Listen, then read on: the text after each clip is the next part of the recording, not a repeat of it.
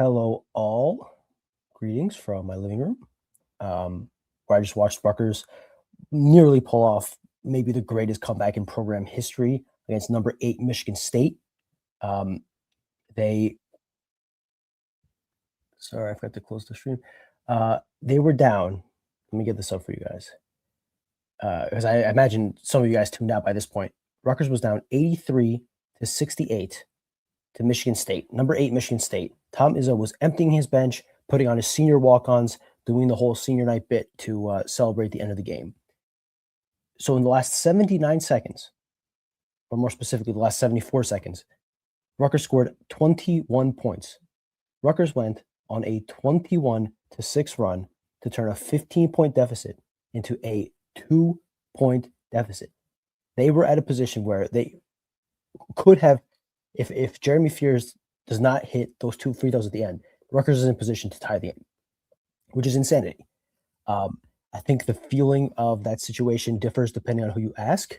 If you look at and I saw this very briefly right after they posted it, if you look at the Rutgers basketball tweet about this result, a lot of Michigan State fans calling Rutgers classless for, essentially full court pressing the Michigan State walk-ons and turning this into a game. I think maybe Tom Izzo might have put his walk-ons a little too early. No one could have predicted that Rutgers would do what they did and hit their last 9 field goal attempts. Literally everything went right for them for that comeback to happen. I mean, Tariq Francis had a 4-point play, hit a 3, got fouled, hit a free throw. On the ensuing inbound, Rutgers gets a turnover. Caden Powers hits a 3. That's a 7-point play in the span of 2 seconds, right? I understand Tom Izzo did not prepare for that eventuality, but I don't fault Rutgers for playing hard through the whistle either. I think they did the right thing. And again, if Rutgers played that hard and they didn't score 21 points in 79 seconds, I don't think anyone would blame them for it. They did what they should do, and they played through the whistle, and they very nearly got the comeback. And frankly, while it didn't come, they didn't complete the comeback, I think it did put a little bit of lipstick on a pig of a pretty poor game, particularly in the second half. Rutgers played well in the first half, particularly defensively. They weren't great offensively, but they led for 13 minutes of the first 20. Did go into half down 31-30, but they were playing competitively with Michigan State. Then things blew wide open in the start of the second half. Michigan State just got to the rim at will. There was a 4-play sequence where they get 4 straight dunks, 3 straight from Cohen Carr, maybe the best dunker in college basketball. Some electric dunks that got the building fired up, and Rutgers struggled to answer on the other end until they started their miraculous comeback. Before I go into your guys' comments here, I just want to mention 3 or 4 players that really stuck out. So obviously, Tariq Francis had another good game, 25 points on 8 of 17 shooting, 4 of 5 on threes, 5 of 5 on free throws, 5 assists, 3 steals, 0 turnovers. About as good as you can ask for Tariq Francis to play here. Obviously, 8 of 17 isn't a great line, but again, 4 or 5 on 3, about as good, again, as I said, about as good a game you could expect from him. Lino Mark, 14 points, 6 of 11 shooting, 1 of 1 on threes. He is now 7 of 14 on threes after missing his first 17 attempts as a college basketball player, which is remarkable. He had 4 assists and 2 turnovers and 4 fouls in 26 minutes. I think clearly he adds a different dimension to this team's offensive capabilities. He's really the only guard they have that can dribble into the paint, put pressure on the rim, and create something for himself in that way. He's really been playing well the last 2-3 weeks. His stock is clearly rising here at the end of the season. And I think that, again, I don't want to go game by game which players should stay or not, but I think if you look at the totality of the roster, like if there's a guard you want to keep that you can build on out of this freshman class, it's clearly Lino Mark, especially if he can keep this hot shooting going. I'm not saying he'll be a 50% three-point shooter, obviously, but I think if you can find a middle ground between going 0 of 17 to start and 7 of 14 to end and find somewhere, in the 35% range, I think you have a player you can really build on, both in his athletic traits and both in some basketball, ability. Again, getting to the rim, finishing at a decent rate, pressuring well. I've been really impressed with, and obviously I'm not the only one, but I've been very impressed with Lino Mark over the past 3 weeks or so. I think he's earned these last 2 starts, and I think he continues to deserve a big role here. And then the other player I wanted to mention, I think Rutgers has not discovered his power until tonight, and it's probably unfortunate, but 4-foul Emmanuel Obole might be the best center in the Big Ten. I mean, he was unbelievable when he checked in after he had 4 fouls. I'm going to read off the stats. He checks in after his 4th foul. Let's see. His 4th foul, he checks in with 11:14 left. Gets a defensive rebound, offensive rebound, layup, steal, rebound, layup, defensive rebound, offensive rebound, putback, offensive rebound, misses a jumper, but then gets a layup and an and one before he fouls out. So he scored 13 points on 6 of 7 shooting, 1 of 1 on free throws, 6 rebounds, 2 turnovers, 1 steal. Of his points, 2, 4, 6, 8, 9. 9 of his 13 points came after he got his 4th foul. And he was, like, legitimately, that was maybe the best stretch of basketball I've ever seen Emmanuel Boley play. It was incredible. I mean this sincerely. And if Rutgers had somehow completed that comeback, Emmanuel Boley's play down the stretch would have, he didn't obviously fuel the comeback or play part in that like last minute comeback, but he kept Rutgers in the game within striking distance, so to speak, 15 points. Again, the comeback happened because Michigan State put its walk-ons in, took its foot off the gas. They thought the game was over, and Rutgers didn't, to its credit. But my point being, Emmanuel Boley was excellent in the last 10 minutes before he fouled out. Let's get to your questions. Scott Tribuker, he said at 10:01. I'm not sure if this was still during the game or not, so I apologize for timing. But he says, hopefully Kelly's in delivers money for Peichel to spend on a competent Big Ten center. Stats lie, as Obole was terrible tonight and all season. Obole was bad for the first half hour. No doubt about it. Absurdly so. One of his worst 30 minutes as a Scarlet Knight, and that's saying a lot. I mean, there was one play, he's on a pick, he's setting a pick, he slips the pick, wide open, gets a pass from, I think, Tariq Francis. I have the, I'll pull up the still shot here, just because it's just remarkable that this was not a score. I should have had this queued up. I apologize, folks, but believe me, it will be worth it when I post it. Let's see. This is a disaster. I'm going to have to screenshot it again. But believe me, it will be worth all of your time. Okay, so this play right here, if you see this play, this screen grab, and I tell you the ball gets to the center here, you would guess 99 times out of 100 it is a dunk. This turned into a turnover. This was a turnover. Could not control the pass, dribbled the ball, and he was out of bounds. So yes, to Scott's point, apologies here, I'm in the wrong. To Scott's point, Rutgers needs a competent center. Emmanuel Boley had a rough half hour, and that's being kind. I stand by the fact that the last 10 minutes were incredible from him. I mean, he played, one could argue that the stakes were low and the game was pretty much over at that point, but I stand to reason that was incredible play from Emmanuel Boley in the last 10 minutes. Bob says Kelly could give Peichel $100 million and he would still not use it properly. Feels like a Dabo situation where he won't adapt to the current state of college sports. I can understand the sentiment. Obviously, Dabo Swinney won multiple national championships at Clemson in football. It's stratospheres more than 99% of coaches in any college sport has done, right? So, but in the comparison of a guy who refuses to adapt or is slow to adapt, I think that a comparison is apt. It's almost like Shaka Smart.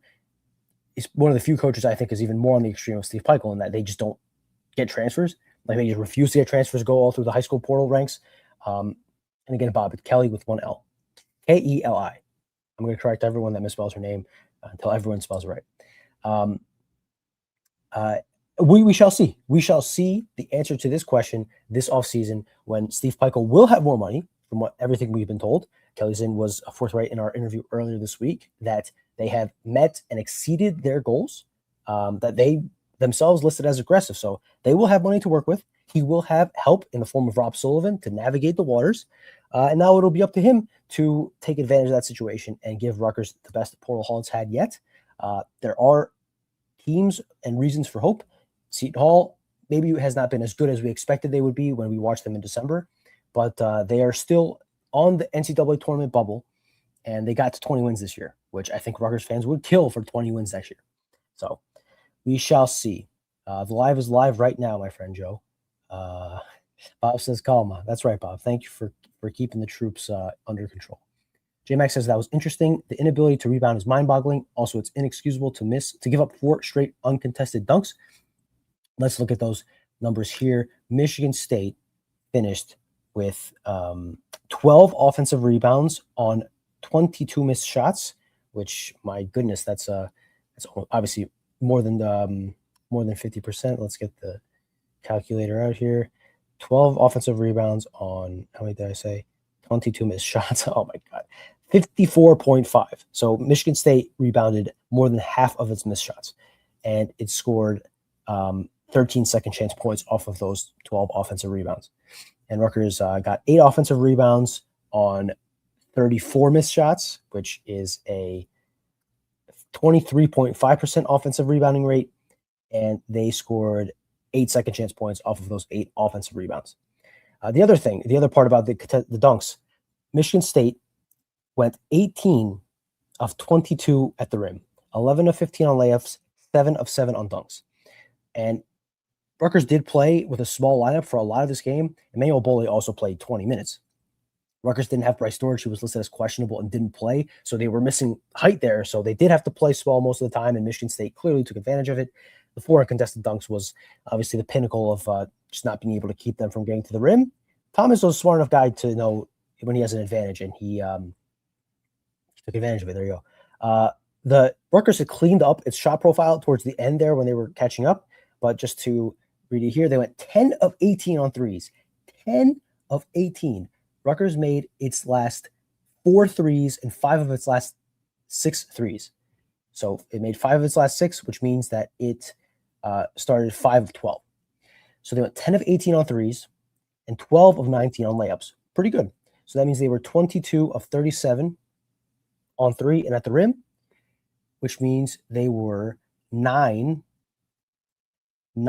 of 28 on non-rim 2s. Still too many non-rim 2s, but again, the disparity was much worse after the first half. I think it was something like 25 non-rim 2s and a combined 23 of the other shots. So they cleaned it up towards the end, and voila, they made the comeback. But those things kind of stuck out to me while watching the game. J-Max says, losing only by 4 points doesn't feel good when you play them to a draw in the first half and fell asleep for the first 14 minutes of the second half.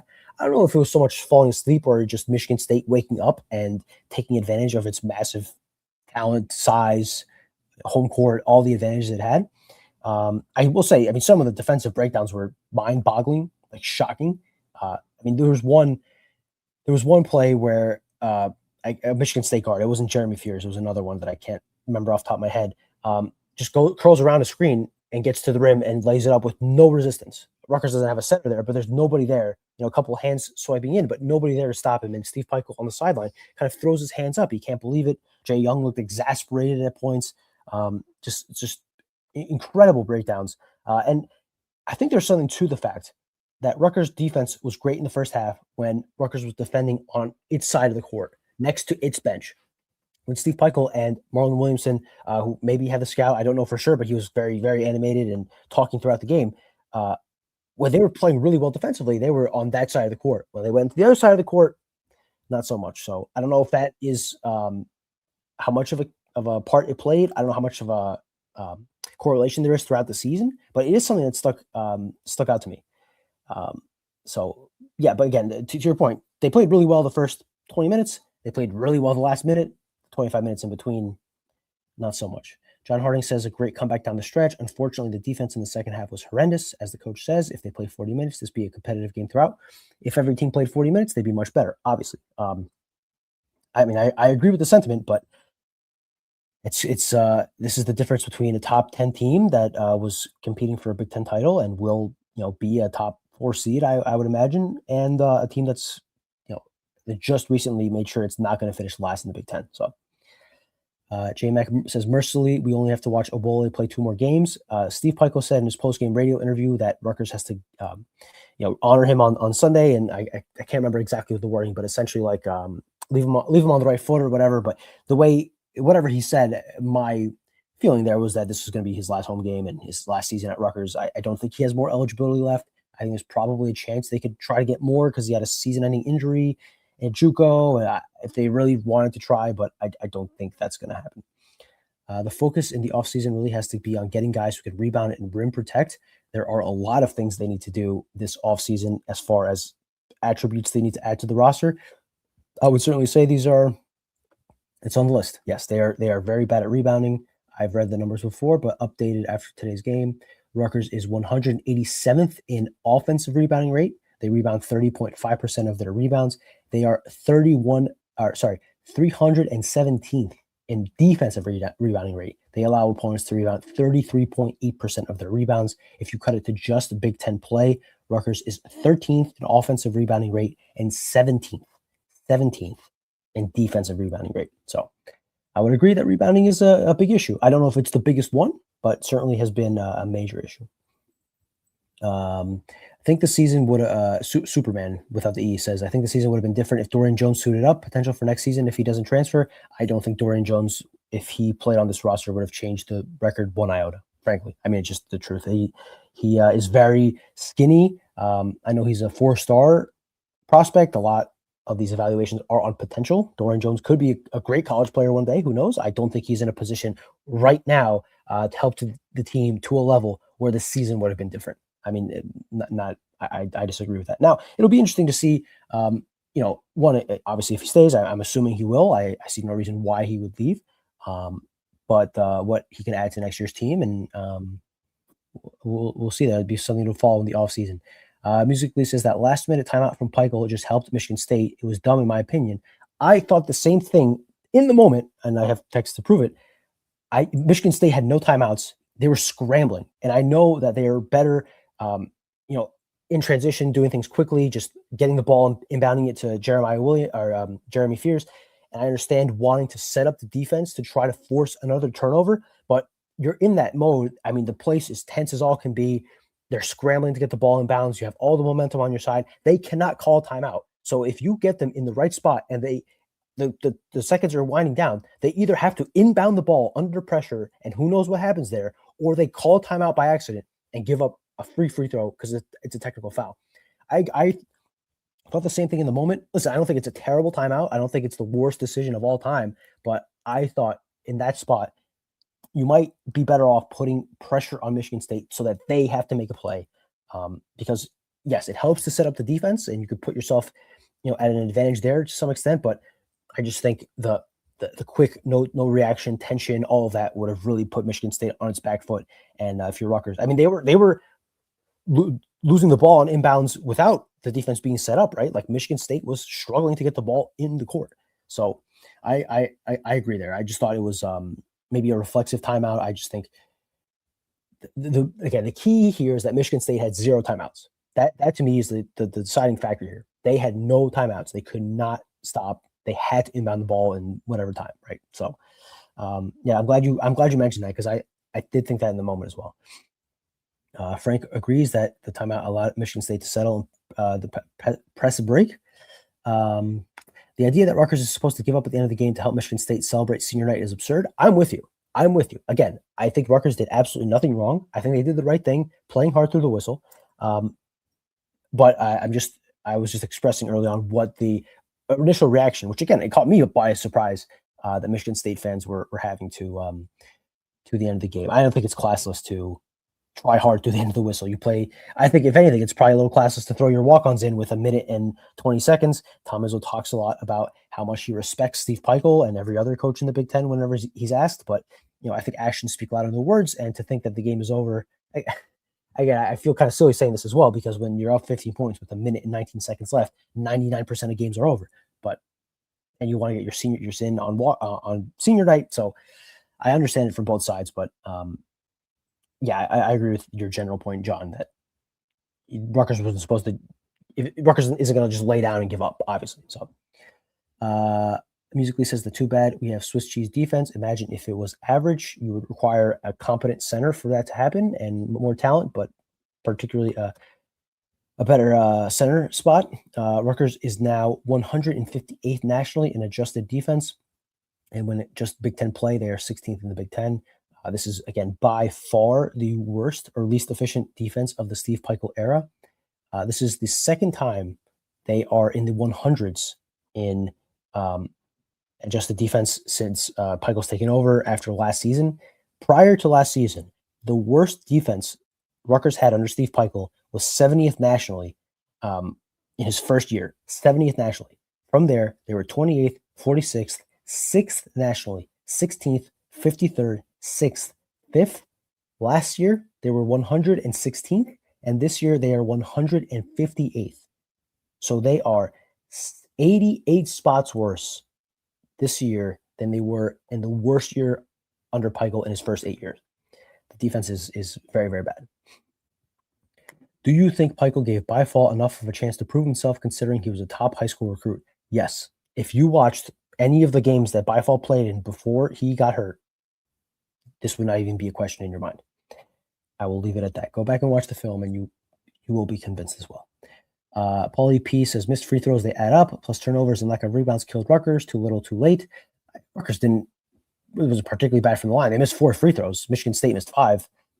Michigan State was trembling at the line a bit down the end. I don't think missed free throws was a big deal in this game. But turnovers wasn't that bad either. They had 8 turnovers. That's in 8 and 70 possessions. That's really not that bad. Are you sure you're not, Paul? Are you a Michigan State fan? Because those were issues for Michigan State. Frankly, lack of rebounds clearly was an issue. I 100% agree there. I went through that earlier. Brian G says Lino is likely leaving, so I'm not getting my hopes up. I have not heard that necessarily. I'm not saying he won't leave. I'm just saying I have not heard specifically that he will leave, but other people have other sources, and it's certainly possible that that it will happen. I'm just saying I personally have not heard that it is definitive yet. But in fairness, I think most people you ask, unless you have a real how I say this, not source, but real pulse on what's happening inside the camp. I think most people you ask will just say that nothing really happens until you sit down and negotiate, which I guess is a truism. But what I would say that is I don't know for sure if he will leave or not. I think if you are Rutgers, you will try to keep him within reason. You will offer him a competitive package, but you will not break the bank to keep him. As much as you would like to keep him, as much of an asset it is to keep him, this is a big test case here. You cannot overextend to keep him, because while he's shown plenty, a lot of promise, a lot of good things over the last month, you got to look at the season as a whole, and you got to make sure that your evaluations and your cost benefit analysis, your money ranges and all that stuff is figured out well. So you're not overextending for, a rising sophomore, and you still have money for the portal, obviously. So we shall see. Should be an interesting, couple of weeks for the portal. The Gutsy FC, Michigan State fan says, from a Spartan fan, y'all played great. Last 4 minutes had me sweating. I will pass that message along to Gutsy. I appreciate you tuning in and watching the podcast. Musically says, do we really think it's money Pikel needs to be successful? Remember, he had 2 top 5 lottery picks and didn't even make the tournament. He had 2 top 5 lottery picks and a ragtag roster around them, in part because they didn't have money. We have argued ad nauseum. I have reported a big story on why there wasn't money. The blame could be shifted any which way. The point being, yes, he had a top-heavy roster. He should have made the NCAA tournament with 2 top 5 lottery picks, no doubt. What the argument will be from the other side is that he did not have help around those lottery picks, and that's because they didn't have enough money. If they had more money last year, they would have more help around those 2 guys who came to Rutgers without money from Rutgers. A lot of the money they made from NIL was from outside sources. They did not make much money from Rutgers itself. So the argument was if they had more money, they could build a better roster around those 2 guys, and they would be better last year. So that's where that argument is put to the test this offseason. If they have more money, can they build a better roster? Can they be more competitive again? Can they be back in the hunt for the NCAA tournament? That's the answers to this question that we can debate ad nauseum all offseason, which we will, I'm sure, will be answered next year. That's it. And I think we'll all be glad. People inside and outside of Rutgers will all be glad to have closer to a definitive answer, so that this hypothetical can stop being argued. Agree on Obole. Don't understand the hate. I think the hate is he's had a rough season and he had a rough first 30 games. But I think it's foolish to say he did not have a great last 10 minutes. I thought he was excellent, sincerely. Played hard, tough, physical on both ends, on the boards, finished tough. If you could get that version of Emmanuel Obole over the course of a game, over the course of the season, you have a halfway competent center. It's kind of incredible. Too little, too late by what? 4 months? Yes. If we could shoot layups, we would have won today, Musically says. Rutgers shot 12 of 19 on layups. So, yes, not ideal. Obviously, that's still 63.2%. They've had much worse performances. In fairness, a couple of those layups they made were towards the end of the game when they were coming back. But still, I mean, it could be better. It wasn't as bad as some games. Obole has been terrible his entire career, but tonight was not the night to rip on him. He actually accomplished something towards the end of the game. I have a hard time disagreeing with you there, John Harding. Ignacio says Peichel is his own worst enemy. I'm not revisiting his game philosophy and very defensive minded. I wrote a story this week about the offensive philosophy limiting the ceiling for this team. That was the take from a couple of experts I talked to, and the feeling that they play a simplistic offense that's very one-on-one oriented, very mid-range game oriented, that we feel like we see with our eyes was confirmed to me by a player in the Big Ten who prepared for Steve Peichel for 5 years, 8 times under 3 different coaches. So he had many different looks from many different perspectives, and his point of view comes down to how we view it and how the numbers bear it out, right? So I think there's really no debate there. But in a vacuum, it's not, if they play that way, it's not hard, it's not impossible to win, I should say. They did win playing that way at their peak, right? But you have to have the players to play that way, full commitment to play that way, and I think you have to go hard in that direction, like just full board, play hard, be one of the best rebounding teams in the country, be elite defensively, and then do just enough offensively to win. Musically says Peichel took too long to call a timeout to stop the dunk fest. I did think, yes. I mean, by the third dunk, you probably got to call a timeout there. I don't disagree there, but timeout philosophy is always a bit of a tricky thing for me. Dylan Grant needs some cement for all his breaks. What did he shoot today? He's been playing better of late. Today, Dylan Grant shot 1 of 8. Yeesh, rough game there. I did think he took a good 3, lined up directly in front of the basket and missed. I thought the shot was fine, but Paulie P says looking forward to Pikes last year at RU. He did his best. However, it just hasn't been good enough for the Big Ten. Next man up. Give this conversation a rest for 9 months. He's coming back next year. There's no use in discussing his job security beyond this year until next year, until we see the roster they have and the outlook for next season. And then we could start having the conversation ad nauseum. We got Kelly's in to tell us that he's coming back next year. The mystery is removed. Let's give it a rest for a couple weeks at least. All right. We can start talking about it again in the offseason. I ask for me personally, because I think there are more interesting things to talk about. Superman asks what I think of Gavin Griffith's season at Temple. He's having a good year. And I think maybe some of it is he found his level, right? He did not succeed at the Big Ten level in 2 years from 2 different coaches, 2 very different style coaches, right? Steve Peichel was highly defensive oriented. Fred Hoiberg, maybe not as much to the offensive end, but much more of an offensive head coach. And also now he's playing in the American, a mid-major team, and has a different role. And I think he's found his level. And I think that's the case for a number of Rutgers transfers. Antoine Woolfolk obviously having a great year for undefeated Miami of Ohio. Derek Simpson having a great year for St. Joe's in Philly, his second year there. Antonio Chol having a good year for New Mexico. It's some of it is guys finding their level. Some of it is maybe a better coaching style or offensive system or whatever it may be. He's also 2 years older than he was at Rutgers, so he's developed physically, mentally, matured. I think all that stuff plays in. But I'm happy for Gavin, right? It's got to be tough to be a highly touted guy. He was the highest ranked recruit Rutgers had before Ace Bailey and Dylan Harper came on board. And to the way it went down his freshman year, I imagine it's very hard.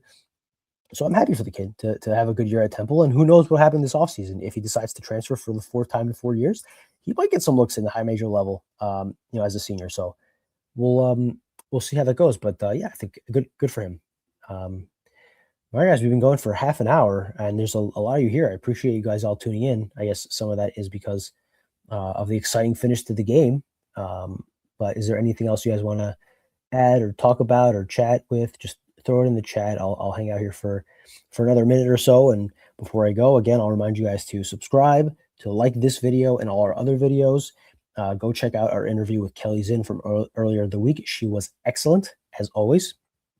Answered all of our questions directly, poignantly, and gave out a lot of information, broke some news in there, And I just think if you're a Rutgers fan that wants to have any sort of hope, something to grasp onto, I think if you listen to Kelly Zinn, you would feel good about the direction of where things are going and the person leading the department. I think that she is clearly the most serious person leading this department and the most qualified. And I think you got to feel good about the future of this thing with her and her leadership.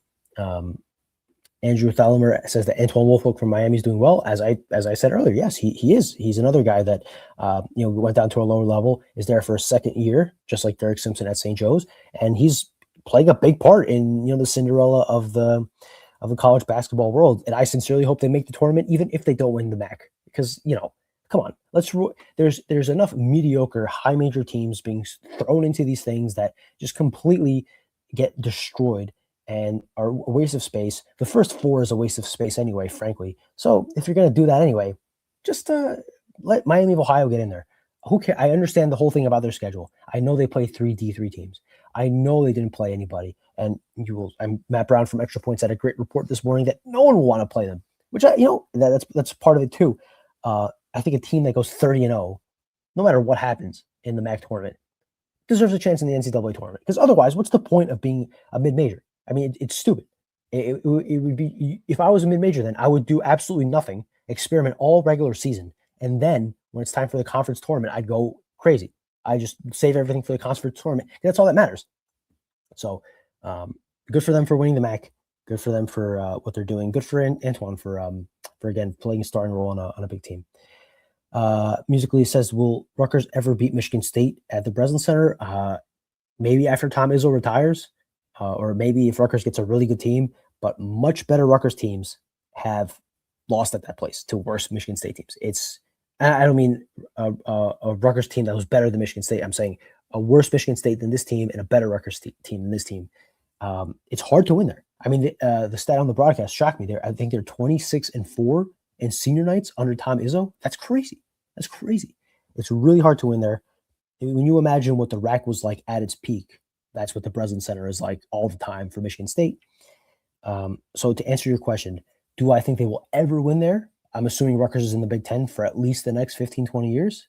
I think they'll win at some point, right? Just based on the fact they'll have a lot of chances. I just think every time they do play there, they'll be massive underdogs, and it will be unlikely. But I mean, sure.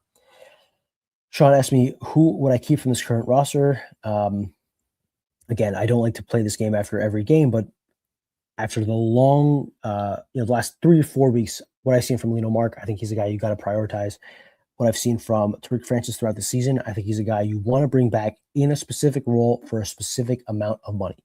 If another program wants to overpay him to be their focus guy, like their top offensive weapon, you cannot get into a bidding war. You say, thank you very much for your service, and you send him off.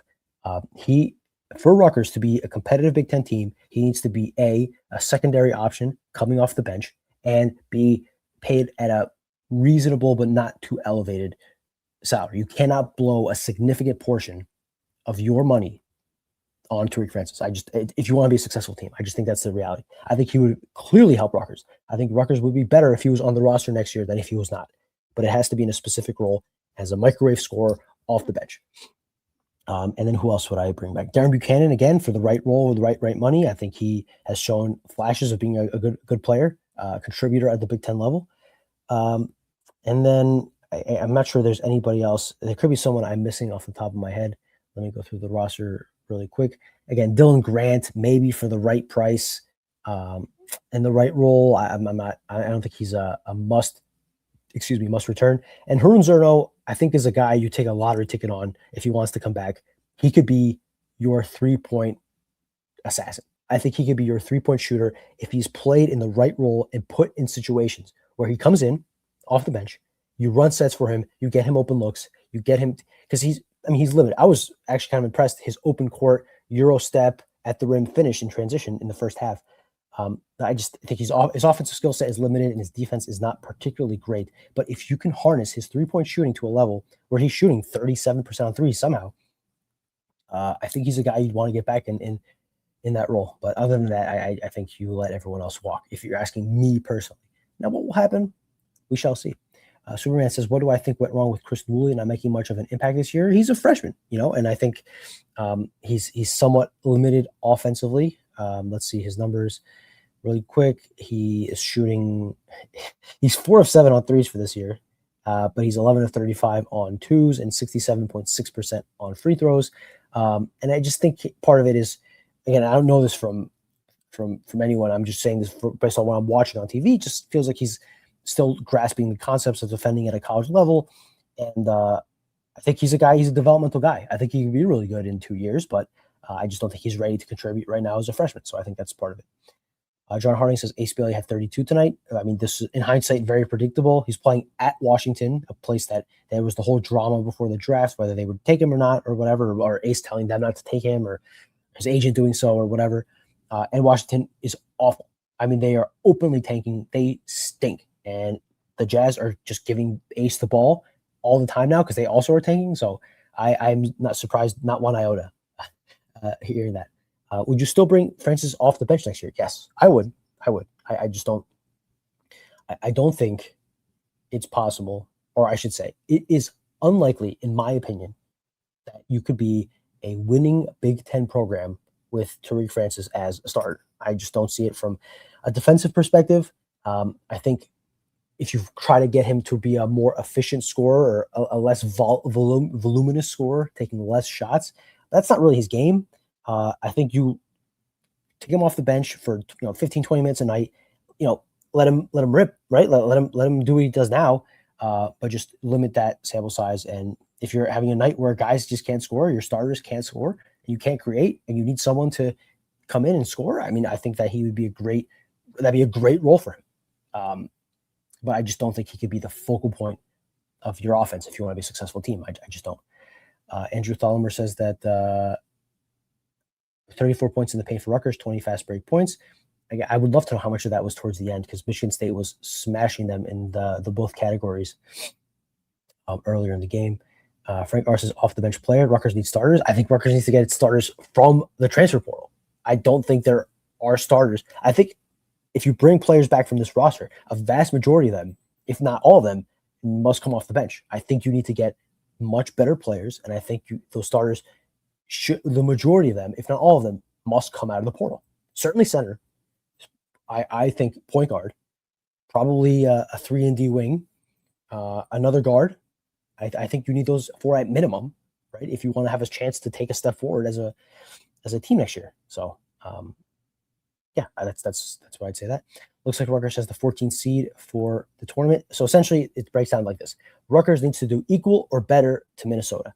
Rutgers would only not have the 14th seed if A, Northwestern beats Minnesota on Saturday, and B, Rutgers loses to Penn State. Those two results must happen for Rutgers not to have the 14th seed. I would agree with you that one of those is unlikely to happen, either or, right? I could certainly see Northwestern beating Minnesota, but I would think Rutgers would beat Penn State or vice versa. I could see Northwestern losing to Minnesota. I think it's unlikely that both of those happen is what I'm saying. So we'll see. If they do keep the 14 seed, they would be playing the 11 seed in the second round in their first game. So that would be, I have the teams that they could potentially play here. The teams they could potentially play would be Washington, which has a 65% chance of being in 11th place.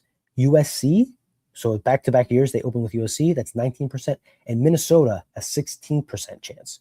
So those are the 3 teams if Rutgers, again, gets the 14th seed. So something interesting to look out for this weekend at the end of a season that's not gone to plan for most people, for this team, I should say. Paulie Pieces to spend big money on a point guard and a center. 100% agree. Those must be the priorities. Obviously, though, those are the priorities for a lot of teams. Those are the premium positions that cost a lot of money. So it'll be a competitive market for those two sides. But I agree, Rutgers must focus its energy, its money, its resources, everything into getting those two positions right, because then you have a foundation from which to build on. I think it's better to get 2 of those at a high level and more mediocre pieces around them than the inverse, where you get good pieces at other positions, but you're lackluster at center or point guard. As we've seen the last couple of years, if you don't have a center, you don't have anything in the Steve Pikiell system, or most teams, frankly. And if you don't have a point guard in college basketball, your season is essentially over.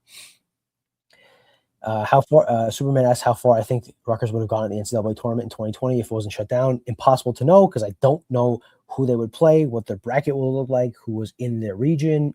None of that. I would say they would probably have a good chance of winning a game or two. They were pretty freaking good, right? Let's go to their KenPom profile. That season, they were 72nd nationally in offense and 6th nationally in defense. That is the best combination under Steve Peichel. I think clearly the best team under Steve Peichel, if you ask me my personal opinion.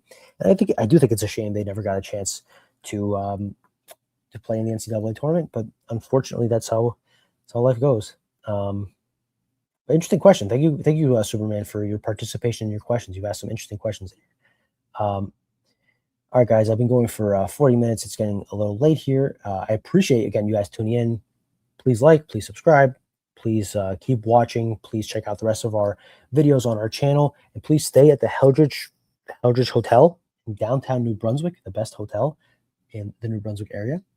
And do so for the World Cup. If you want to come down and watch Senegal practice, they are going to be the team at the base camp at Ursac Field in Piscataway. They will be training there, just like PSG and Futebol Clube do Porto did at the FIFA Club World Cup last year. So, or stay there if you're going to come to a Rutgers football game in the fall and you're coming from far away. Stay at the Heldridge Hotel, the best hotel in downtown New Brunswick and the best sponsor in the Rutgers universe, bar none. Thank you all for tuning in. Thank you for watching. We will be back on Sunday after the game against Penn State. We will have posts throughout the weekend if anything happens as far as Rutgers clinching the 14th seed before their game on Sunday, Minnesota losing on Saturday, for example, or Northwestern losing on Saturday, for example. We shall see. Anyway, until then, guys, thanks again for tuning in. Have a good night, and we'll talk soon.